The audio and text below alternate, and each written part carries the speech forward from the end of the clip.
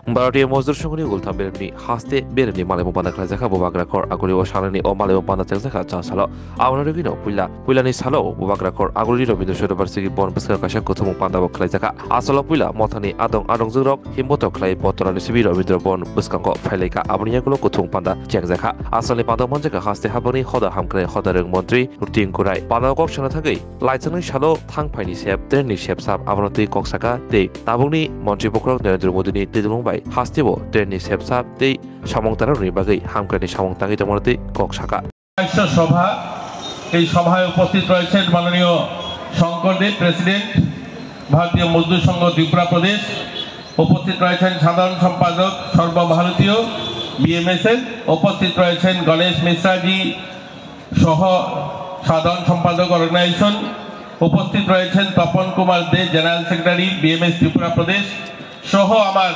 দিদিরা যারা সামনে রয়েছেন, মায়েরা যারা রয়েছেন, আমার বন্ধু যারা রয়েছেন, সবাইকে ত্রিপুরা সরকারের পক্ষ থেকে শুভেচ্ছা এবং অভিনন্দন জানাই। আর আপনাদেরকে আবারও ধন্যবাদ জানাই, আপনারা আমাকে আমন্ত্রণ করেছেন, আপনাদের সামনে কথা বলার সুযোগ দিয়েছেন। আমি আগের বক্তা যারা সর্বভারতীয় সাধারণ সম্পাদক এবং যিনি সংগঠন মন্ত্রী সহকারী, ওনাদের বক্তব্যটাকে ধরে নিয়ে আমি বলতে চাই যে আমরা আমাদের এই রাজ্যে স্বাধীনতা ৭৭ বছর আজ আমরা যদি দেখি ত্রিপুরা রাজ্যের পূর্ণ রাজ্যের ৫০ বছর পূর্তি হয়েছে। এই ৭৭ বছরের মাথায় এসে আমরা প্রথমবার ভারতবর্ষের যে মধ্য ভারত অর্থাৎ মধ্যপ্রদেশ, রাজস্থান বা দিল্লি শহরের সঙ্গে যোগাযোগ ব্যবস্থা হয়েছে।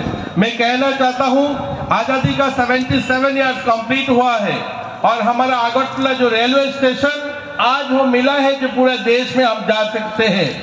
एक प्रदेश के उन्नयन के लिए मतलब एक राज्य उन्नयনের জন্য প্রথমত যে তার পরিমাণ সেটা হলো তার রেলওয়ে কানেক্টিভিটি, রোড কানেক্টিভিটি। আমাদের ধর্মনগরে আপনারা সবাই জানেন, আমার বাড়ি ধর্মনগর, 1964 ধর্মনগরে রেল আসে। এই রেলটা কুমারঘাট পর্যন্ত ৩৫ কিলোমিটার রাস্তা আসতে ২৫ বছর সময় লেগেছে।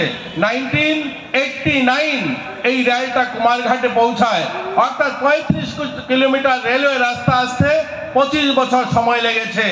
এই রেল নরেন্দ্র মোদীজির নেতৃত্বে আগরতলা বটগেট শুধু নয়, আগরতলা থেকে ১১০ কিলোমিটার দূর সাবরুম স্টেশন, সাবরুম থেকে বদরপুর ৩৫০ কিলোমিটার নতুন রাস্তা তৈরি হয়েছে।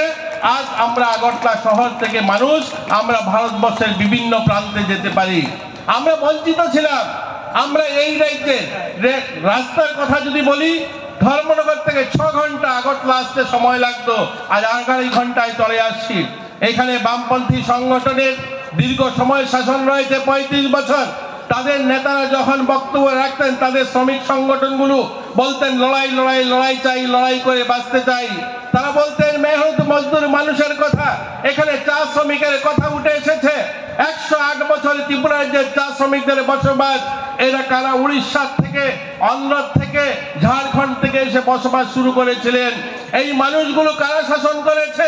স্বাধীন ভারতের ৩৫ বছর শুধুমাত্র কমিউনিস্টের শাসন ছিল, বামপন্থী সংগঠনের শাসন ছিল, অথচ তাদের এক টুকরো জমি দিতে পারেনি। তার জন্য এখানে যারা বসে আছেন শ্রমিক সংগঠনের, তাদেরকে আমি বলতে চাই, আপনার বুকে হাত দিয়ে বলুন তো দেখি, আপনার পাশের চেয়ারটায় দেখেছেন কি চা শ্রমিক পরিবারের কোন ছেলেকে মাস্টার, কোন ছেলেকে দেখেছেন পুলিশ অফিসার, কোন ছেলেকে দেখেছেন বিডিও, কোন ছেলেকে দেখেছেন কোথায় সরকারি আধিকারিক? কেন তারা পড়াশোনা করতে পারেনি? কারণ তাদের জমি ছিল না। বাগান থেকে বেরিয়ে যদি অন্য কোথায় কাজে যায়, বাগান মালিকরা তাদেরকে তাড়িয়ে দেবে। আবার বামপন্থী সংগঠনগুলো বলতো তারা নাকি শ্রমিকদের জন্য কথা বলছে। তাদের ৩৫ বছরের শাসনে ওই চা শ্রমিক পরিবার থেকে এক টুকরো জমি দিতে পারেনি। আমাদের সরকার এই গত ৫ বছরে এই শ্রমিক কল্যাণ স্কিমে ৮,২০০ পরিবার, শ্রমিক পরিবারের মধ্যে আমরা ইতিমধ্যে ২১০০ পরিবার, ২১০০ পরিবারকে জমি দিয়েছি। আর জমি যখন তারা পেয়েছে আর সম্মানের সঙ্গে বাঁচার অধিকার পেয়েছে, প্রধানমন্ত্রী বলেন আত্মনির্ভর হওয়ার কথা। আত্মনির্ভরের মানে এই নয় বড় বিল্ডিং তৈরি করা। আত্মনির্ভরের অর্থ হচ্ছে আত্মসম্মানের সঙ্গেও বাঁচা। একটা মানুষের যখন বাড়ি থাকে না, একটা মানুষের যখন ঘর থাকে না, তার বাড়িতে শৌচালয় থাকে না, তার আত্মনির্ভরতা আসবে কোথায় থেকে? এই সরকার ওই সমস্ত শ্রমিকদেরকে আজ তাদেরকে জমি যেমন দিয়েছে, প্রধানমন্ত্রী আবাস দিয়েছে, জল জীবন মিশনের জলের কানেকশন দিয়েছে, তার বাড়িতে বিদ্যুতের কানেকশন দিয়েছে। আজ তারাও স্বাভাবিকভাবে সম্মানের সঙ্গে বাঁচার অধিকার পেয়েছে। এটা ভারতীয় জনতা পার্টি সরকার করেছে। আমি রেলের কথা বলছিলাম, রেল শুধু নয়, রাস্তা শুধু নয়, আমরা শ্রমিকদের জন্য এই অঙ্গনওয়াড়ি দিদিদের কথা বলেছিলেন। এই অঙ্গনওয়াড়ি দিদিরা আমাদের রাজ্যে যারা চাকরিতে যোগ দিতেন, অর্থাৎ তার কর্মজীবনে শুরু করতেন এবং অঙ্গনওয়াড়ি ওয়ার্কার হিসাবে রিটায়ারমেন্টে যেতেন, আমি শ্রমমন্ত্রীর দায়িত্ব পাওয়ার পর 100-রও বেশি আমাদের অঙ্গনওয়াড়ি দিদিদেরকে সুপারভাইজার করে দিয়েছি আমরা, সেখান থেকে তাদেরকে উঠিয়ে। আজ আমরা আমাদের রাজ্যে যারা নির্মাণ শ্রমিকের যারা রয়েছেন তাদেরকে আমরা নির্মাণ শ্রমিক, যেটা সেকেন্ড প্রকল্প শুরু হয়েছে, যেখানে 50,000 অ্যাক্সিডেন্ট বেনিফিট ছিল, আমরা তাদেরকে 4 লক্ষ টাকা করে দিয়েছি। যেখানে চিকিৎসার জন্য পয়সা দিয়ে দেওয়া হতো 40,000 টাকা ম্যাক্সিমাম, আমরা সেটাকে 5 লক্ষ করে দিয়েছি। আজ আমরা আমাদের রাজ্যের শ্রমিকরাও চাই যেন সম্মানের সঙ্গে বাঁচতে পারে। আমি আপনাদেরকে শুভেচ্ছা জানাই, মঞ্চে যারা রয়েছে তাদেরকেও বলতে খুশি হচ্ছে, আমরা 2017-18 সালের যে ফাইন্যান্সিয়াল ইয়ার, আমরা শুধু ইম্পোর্ট করতাম বাংলাদেশ থেকে। আমাদের রাজ্যে প্রায় 450 কোটি টাকা ইম্পোর্ট হতো, শুধুমাত্র এক্সপোর্ট 10 থেকে 12 কোটি টাকা ছিল। গত বছর আমরা আমাদের রাজ্য থেকে 250 কোটি টাকা এক্সপোর্ট করেছি। আর সেটা সম্ভব হয়েছে আমাদের শ্রমিকরা শ্রম দিয়েছে বলে। আমাদের শ্রমিকরা তাদের শিল্প ক্ষেত্রে বা অন্যান্য ক্ষেত্রে তারা শ্রম দিয়েছে, তার জন্য আজ উৎপাদন ক্ষমতা বেড়েছে। আমি আপনাদের সামনে তুলে ধরতে চাই, এই জুট মিলটা বলুন, বামপন্থী সংগঠনের যারা কাজ করতেন, শ্রমিক সংগঠন, তাদেরকে আমরা বলতে চাই, আপনারা আপনাদের স্বার্থে আন্দোলন করেছেন, তাদের বেতন বৃদ্ধি হওয়া চাই, তাদের সুযোগ সুবিধা পাওয়া যায়। কিন্তু কটা আন্দোলন করেছেন ওই জুট মিলটাকে বাঁচিয়ে রাখার জন্য, যে আমাদের এখানকার কৃষক যারা, তাদের জুট চাষ করার অর্থ দেওয়া হোক, তাদের থেকে জুট কেনা হোক, তাদের থেকে জুট নিয়ে আপনারা ব্যাগ তৈরি করুন। আপনারা কোনোদিন বলেননি জুট মিলটা চলবে কি করে।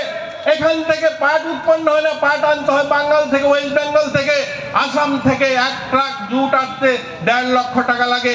এখানে ব্যাগ বানিয়ে বিক্রির জন্য যাবে আবার ওই মধ্যপ্রদেশ, রাজস্থান, সেখানে যে সমস্ত Asani kuthung pada bubak rakor agul ni logi logi hasani kering kering thaini simi motani atau no fai maja fika.